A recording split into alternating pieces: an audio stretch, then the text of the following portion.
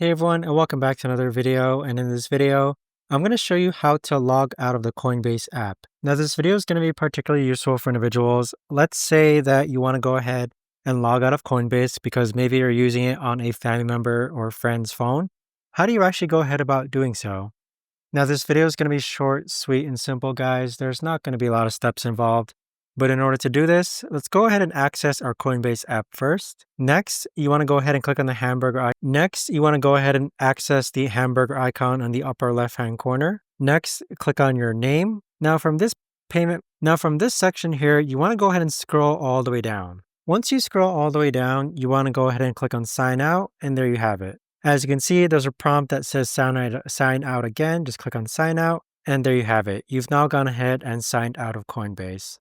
But there you have it, guys. That right there is the best and easiest way that I know of to actually go ahead and log out of Coinbase on your mobile device. If you guys know of a better or easier way to actually do this, let me know in the comments down below. I would love to know. Thanks so much for watching, everyone, and I'll see you guys all in the next video.